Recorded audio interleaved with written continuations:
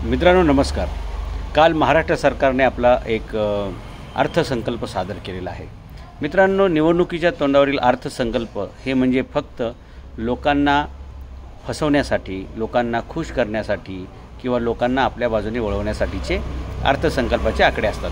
मित्रांनो, हे तुम्हाला आश्चर्य वाटलं असेल बऱ्याच वेळा की निवडणुकीला ज्यावेळी 5-6 महिने राहिलेले असतात तेव्हाच हे लोक तिजोरीमध्ये हात घालत असतात आणि नागरिकांना हे फुकट देऊ, ते फुकट देऊ, याव देऊ, त्याव देऊ, हे सगळं बोलत असतात। पण कधीतरी सुजाण नागरिकांनी ह्यांना हे विचारलं पाहिजे की तुम्ही हे कशातून देणार आहात, कुठून देणार आहात आणि कितपत देणार आहात। लक्षात घ्या, कशातून देणार आहात, कुठून देणार आहात, कितपत देणार आहात आणि किती दिवस देणार आहात। ओके, म्हणजे तुम्ही महिलांना 1500 रुपये दर महिन्याला देणार आहात, हे निवडणुकीच्या पूर्वी जाहीर केलेलं आहे। कधीपासून देणार आहात, निवडणूक झाल्यानंतर किती वर्ष देणार आहात आणि हे पैसे कशातून देणार आहात, तुमच्या तिजोरीमध्ये काय सिच्युएशन आहे हे सगळं बघितलं पाहिजे। म्हणजे एखाद्याने गावामध्ये सगळ्यांना जेवायला बोलवलं आणि जोरदार पार्टी झाली आणि लोकांनी विचारलं की ही पार्टी तुम्ही कशातून दिली, मग त्यांनी हळूच कोपऱ्यात लोकांना घेऊन जाऊन सांगितलं की वडिलांच्या मालकीचं हे घर मी विकलेलं आहे आणि ह्या गावातली माझी शेवटची पार्टी, त्यामुळे तुम्ही आनंद घ्या। अशाच प्रकारचा कार्यक्रम राज्य सरकार, केंद्र सरकार ही सगळी मंडळी करत असतात। मित्रांनो, महाराष्ट्र सरकारवरती 7.25 लाख कोटीचं कर्ज आहे। हॅलो, ऑफिशियल सांगतोय, 7.25 लाख कोटीचं कर्ज आहे भागिले 12 कोटी जनता। म्हणजे आज अनेक जे टॅक्स पेयर आहेत किंवा अनेक जी सज्जन मंडळी आहेत, चांगली लोक आहेत, त्यांच्या बोकांडी काहीही चूक नसताना, काहीही त्यांचा गुन्हा नसताना जवळपास 58,000 रुपयाचं बोकांडी कर्ज आहे। म्हणजे ज्या खर्चाशी या सज्जन लोकांचा, या सुशिक्षित लोकांचा, या चांगल्या लोकांचा किंवा या काम करणाऱ्या लोकांचा, टॅक्स भरणाऱ्या लोकांचा याच्याशी काहीही संबंध नाही, अशा गोष्टींमुळे या लोकांना त्यांच्या बोकांडी 58,000 रुपयाचं कर्जाचा बोज आहे। 58,000 रुपये प्रति माणूस म्हणतोय मी, म्हणजे 7.25 लाख कोटी भागिले 12 कोटी जनता, या हिशोबाने तुमच्या घरात जन्माला आलेल्या 1 महिन्याच्या मुलापासून ते तुमच्या घरामध्ये असणाऱ्या 80 वर्षाच्या म्हाताऱ्या माणसापर्यंत प्रत्येक तुमच्या घरात जेवढी माणसं आहेत त्या सर्वांच्या खांद्यावरती, त्या सर्वांच्या डोक्यावरती जवळपास 58,000 रुपयाचं कर्ज हे राज्य शासनाच्या कुकर्मामुळे, राज्य शासनाच्या चुकांमुळे आणि राज्य शासन, मग हे कोणते सरकार असो, लक्षात घ्या, यांचे काय बापाचे पैसे नसतात, यांच्या काय घरचे पैसे नसतात, हे जनतेकडूनच जे टॅक्सचे पैसे गोळा केले जातात त्याच पैशातून हे लयलूट करत असतात आणि कर्णाचा अवतार आणत असतात। मला तुम्हाला सुजाण नागरिकांना हा प्रश्न तुमच्यासाठी मला विचारायचा आहे की तुमची काहीही चूक नसताना तुम्ही 58,000 रुपये कर्ज कशातून फेडायचं आहे आणि ते का फेडायचं आहे। मजा ह्यांनी करायची, पूल असे बांधायचे की फटाफट पडतायत, रस्ते असे बांधायचे की खड्डे पडतायत, कामं अशी करायची की त्याच्यामध्ये सगळा घोटाळा आहे, एक काम धड नाही, एक ना धड भाराभर चिंध्या, 30 कामं परत करायची, म्हणजे रस्त्याची कामं परत, खोदायची कामं परत। आमच्याकडे पिंपरी चिंचवडला तर 6 महिन्यांनी इन आणि आऊट याचे रस्ते बदलतात, त्याचं लाखो रुपयाची बिलं असतात। मित्रांनो, त्याच्यावर लाखो रुपये खर्च होत असतो। असा होर्डिंगवरचा खर्च, बाकीचे किरकोळ असे खर्च आहेत। मित्रांनो, एक साधा खड्डा बुजवायलासुद्धा 24,000 रुपयाचं बिल, म्हणजे घमेलाभर पण खड्डा नसतो त्याच्यासाठी 24,000 रुपयाचं बिल। आणि सगळ्या महापालिका पावसाळा आला की अशी तुफान बिलं काढतात। बऱ्याच ठिकाणी तर रस्ते न बांधता बिलं काढली जातात, बऱ्याच ठिकाणी खड्डे न बुजवता बिलं काढली जातात, बऱ्याच ठिकाणी आज रस्ता बनवला जातो आणि पुढच्या आठवड्यात MSCBवाले ते उखडतात किंवा पाईपलाईन ते उखडतात। या 3 लोकांचं काय म्हणजे आपसामध्ये ताळमेळ असतं की नाही, त्या पाईपलाईन टाकणारे, MSCBच्या वायर टाकणारे, ह्यांची 3 वर्षाची पहिली NOC घेतली पाहिजे, 5 वर्षाची NOC घेतली पाहिजे की पुढील 5 वर्ष आमचे कोणतेही काम इथं होणार नाही आहे, त्याच्यामुळे तुम्ही रस्ता बनवू शकता, म्हणजे 5 वर्ष खोदाखोदी तिथं काय होणार नाही। इकडं रस्त्याचं काम केलं की दुसऱ्या आठवड्यात त्याची खोदाई सुरू करतात। असा हा सगळा ओंगळ कारभार, अशा प्रकारे हे लोकांच्या पैशाची ही उधळपट्टी।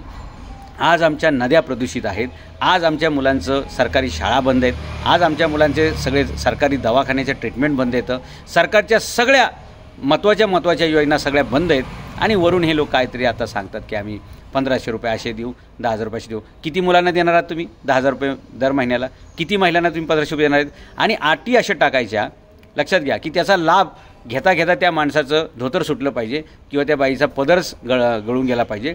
आमच्या एका मित्रांनी मला गेल्या आठवड्यात एक उदाहरण सांगितलं की नॅशनल ॲनिमल मिशन असं काहीतरी एक सरकारने योजना काढली होती आणि 50 लाख रुपयाचं त्याला अनुदान होतं मित्रांनो, आणि त्यांनी 1 वर्षानंतर माहिती अधिकार वापरला, 1 ते 3-4 वर्षानंतर वापरला आणि या योजनेमध्ये किती लोकांनी लाभ घेतला असं कलेक्टरांना विचारलं, त्याचं उत्तर होतं 0 मित्रांनो. अशाच ह्यांच्या ह्या बऱ्याचशा योजना असतात. त्यामुळे आकड्यांवरती कोणी जायचं काही म्हणजे योग्यता राहिलेली नाही. पण दुसरी गोष्ट, जे लोक खरोखर शिकत आहेत, जे लोक खरोखर काम करत आहेत, जे लोक इन्कम टॅक्स भरत आहेत, त्यांच्या खिशावरती म्हणजे काही त्यांचा दोष नसताना या लोकांच्या प्रत्येक कुटुंबातील माणसावरती 58,000 रुपयाचे जे कर्ज आहे, ते हे कर्ज म्हणजेच राज्य शासनाचं 7.25 लाख कोटीचं कर्ज. आणि ही फक्त या पुढाऱ्यांनी सार्वजनिक पैशाची केलेली नासधूत, सार्वजनिक पैशाची केलेली चंगळ आणि सार्वजनिक पैशाचा केलेला उन्माद आहे मित्रांनो. आणि म्हणून तरुणांनी नेहमी हे कोणत्याही सरकारला हे प्रश्न ऑनलाईन विचारले पाहिजेत. आपलं सरकार नावाचं एक पोर्टल आहे, त्याच्यावरती तुम्ही तुमचे प्रश्न मांडत जा, सरकारला प्रश्न विचारत जा की बाबांनो, ह्या तुम्ही जे योजना, हे योजनांचा गजर आहे का योजनांचं गाजर आहे, हे योजनांचा पाऊस आहे का हा योजनांचा अवकाळी पाऊस आहे. हे सगळं चित्र जर क्लिअर नसेल तर मित्रांनो, फक्त येणारा प्रत्येक राजकीय पक्ष, येणारा प्रत्येक पुढारी हे फक्त अशा प्रकारे नागरिकांची फसवणूकच शुद्ध करत असतो. आणि त्याच्यातून आपण सावध झालं पाहिजे. राज्य सरकारवरचं कर्ज म्हणजे प्रत्येक नागरिकांच्या बोकांडी ह्यांनी टाकलेलं कर्ज, हे लक्षात घ्या. अनेक ठिकाणी अनेक पुढाऱ्यांनी साखर कारखानदारीमध्ये जी कर्ज काढलेली आहेत, ती ज्यांचे ऊस त्या कारखान्याला जातात त्याच लोकांचे सातबारे त्याला जोडलेले आहेत, त्याच लोकांच्या नावावर हे कर्ज घेतले. बिचारा त्या शेतकऱ्यालाही माहीत नसतं की माझ्या नावावर 1 लाखाचं कर्ज आहे, माझ्या नावावर 5 लाखाचं कर्ज आहे. आणि जेव्हा तो नवीन काय वस्तू घ्यायला जाणार आहे मित्रांनो, त्यावेळी त्याच्या लक्षात येतं की हे माझ्या नावावर कोणतरी कर्ज घेतले, ते फेडलेले नाही आणि त्याच्यामुळे सिबिल रिपोर्ट खराब झाला आहे आणि त्यामुळे आता त्याला काही लोन मिळणार नाही. मित्रांनो, ही परिस्थिती बऱ्याच ठिकाणी आहे. नागरिक फक्त संघर्ष करायला घाबरतात, समोर यायला घाबरतात आणि जाऊ दे ना, आपण एकटे काय भिडणार आहे, आपण एकटे काय नडणार आहे, आपण एकटे काय लढणार आहे, असं करत करत सामान्य लोक आणखी सामान्य होत चाललेत, सामान्य लोक आणखी गांजत चाललेत, सामान्य लोक गंजत चाललेत. शिकलेल्या लोकांच्या बुद्धीला गंज चढत चालला आहे, सामान्य लोक गंजत चाललेले आहेत. आणि हे असं सगळं गंमत जम्मतचं कारभार पुढे पुढे जाऊन प्रत्येकाच्या बोकांडी लाखो रुपयाचं कर्ज येईल. आणि जेव्हा ज्यांच्याकडून ही कर्ज घेतल्या त्यांनी विकास कामासाठी, मेट्रोसाठी, पुलासाठी, रस्त्यांसाठी, ओके, ही सगळी कर्ज घेऊन कामं चालू आहेत बरं का मित्रांनो. हां, मग ते IMF असेल, इंटरनॅशनल मॉनिटरी फंड असेल, आंतरराष्ट्रीय नाणेनिधी किंवा जपानचं कर्ज घेतात, ह्या देशाकडून कर्ज, त्या देशाकडून कर्ज. मित्रांनो, हे कर्जातून तुम्हाला दाखवतात सुविधा करतोय, परंतु ॲक्च्युली हे कर्ज काढून करतायत. आणि ही सगळी शिमग्याची सोंग आहेत.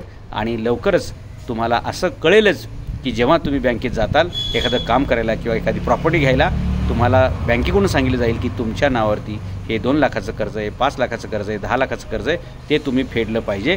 आणि मग तुमच्या लक्षात येईल की अरे अरे अरे अरे, ज्यांना आपण निवडून देत होतो त्यांनी आपल्या नावावर ही कर्ज काढल्यात आणि ती आपल्याला ती फेडायला लागणार आहेत. आणि म्हणून मित्रांनो, सावध व्हा. अशा कोणत्याही घोषणा कोणत्याही सरकारने करण्यापेक्षा तुम्ही उद्योग किती आणले, तुम्ही रोजगार निर्मिती किती केली, किती लोकांच्या हातामध्ये पैसे यायला लागले आणि किती लोक स्वकष्टाने पुढे जायला लागले, या सगळ्या गोष्टी व्हायला पाहिजेत. आणि कोणत्याही राज्य सरकारवरचं कर्ज म्हणजे नागरिकांवरचं कर्ज असतं, हे कृपया नागरिकांनी समजून घ्या आणि या बाबतीमध्ये अलर्ट राहा. तुमच्या नावाने घेतलेल्या कर्जाने जर काही वस्तूचे बांधकाम होत असेल, ते पूल असतील, रस्ते असतील वगैरे वगैरे, आणि ते जर असे मध्ये मध्ये पडणार असतील, म्हणजे बिहारमध्ये 11 पूल आत्तापर्यंत पडलेले आहेत मित्रांनो. एका पावसाळ्यामध्ये किंवा एका वर्षामध्ये 11 पूल पडलेले आहेत. काल दिल्लीचं विमानतळाचं छत कोसळलेलं आहे. ही जर कामांची क्वालिटी असेल तर लक्षात घ्या, तुमच्या पैशाची उधळपट्टी करून उद्या भविष्यात तुम्हाला कर्जबाजारी करण्याचे हे सगळ्या योजना आहेत. आणि म्हणून अशा कोणत्याही मोफत हे देऊ ते देऊ, अशा मोफतच्या कोणत्याही गोष्टी ह्या ट्रॅप असतात. आणि या ट्रॅपपासून किमान ज्यांना कळतं आहे त्यांनी तरी सावध असलं पाहिजे असं मला वाटतं.